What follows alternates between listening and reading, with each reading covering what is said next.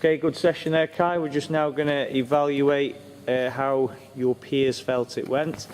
So if we start with Katie, what would you say was a positive in that session?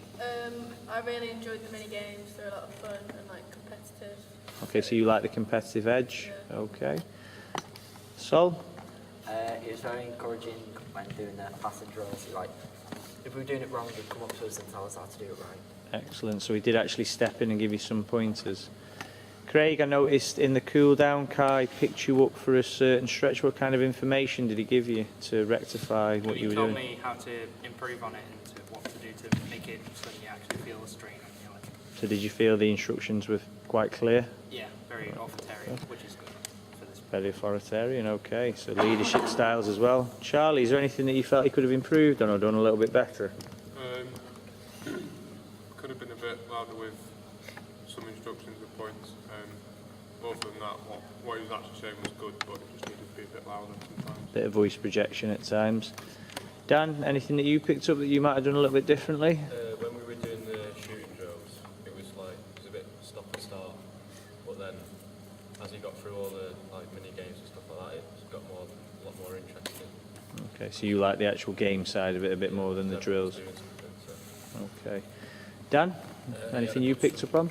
Good subject knowledge of what he was teaching, and he got involved right at the end with the game. He made the team up actually playing himself, but he was still a referee while he was playing, so he still subbed it out. Okay. Jamie? I think he did it well considering the mixed abilities within the group. So he made stuff sort of a middle range so everyone could get involved. Yeah, can anybody identify how he adapts any of the drills to sort of suit the abilities in the group? Because he did quite a lot. Katie? Was it when we were doing it was when we were doing the drill where we were throwing people closer in. The shooting? Yeah, that one. Yeah. Because no one was getting in for a long time. And then we had a winner at the end of the drill, so we recognised obviously there was a need for that. Anybody else pick up any other adaptations? When we were passing, because after a while we all got it correct and we just further away. Yeah, good. And then he did bring you in a little bit closer, didn't he? Did you do that purposely for Katie? Because she was struggling to reach a lot, wasn't she? That was also just to show him a new technique of passing. All right, okay. What about the King of the Ring, Charlie? Did you notice an adaptation he put in to make that more difficult?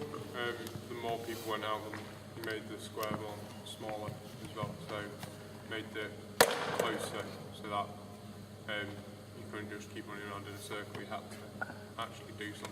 Yeah, and I thought a couple of you struggled with that at first, but I thought that was an excellent adaptation to make sure that everybody was pushed to their limits rather than just able to stand in a space.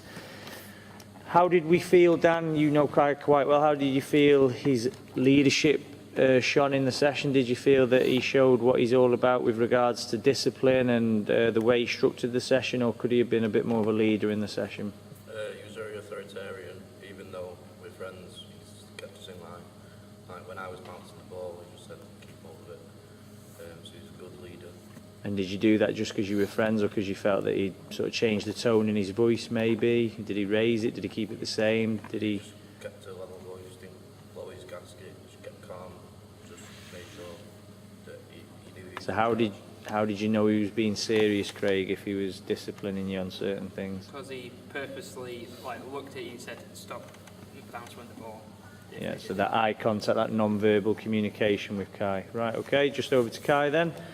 So obviously you put on a safe, effective session, Kai, so we just need to understand why you put certain activities on or why you chose this sport.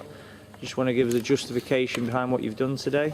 So, of course, basketball is because I do like the sport itself and understand the rules, so it's a lot more easier for me to teach on a sport that I do well. Some of the drills that I picked, so the passing and catching and throwing, it's like the key elements of that sport. And then with the games and stuff, it's to test their knowledge and see if they've actually learned anything.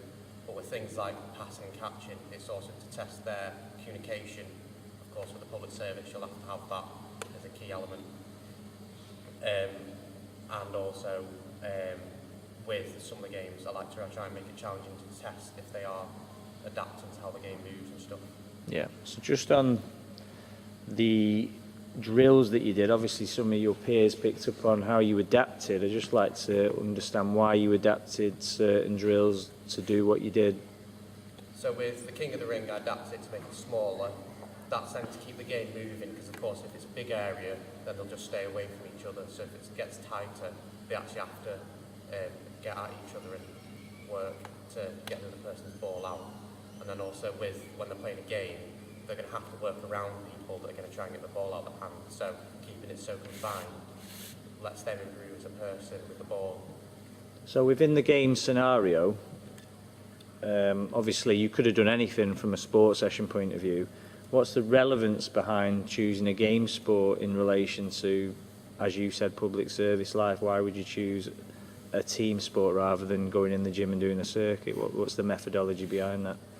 One of the main reasons is that it's a lot more enjoyable. So if they're in the gym, they may just get bored after 10 minutes, but with doing a game, they're always active, they're always doing something, and they're always engaged. And then also with the public service, they're going to need to communicate in that way with speed, and then also with the voice procedure, that they need to be speaking clearly and loud enough. So obviously team spirit and camaraderie are key elements to public service life. Do you think any of that's transferable with playing team sports? It is definitely, because they have to work together and understand each other's needs and where people shine as well, so they can use that to win the game. Okay, good stuff. Anybody else got anything to add on Kai's session?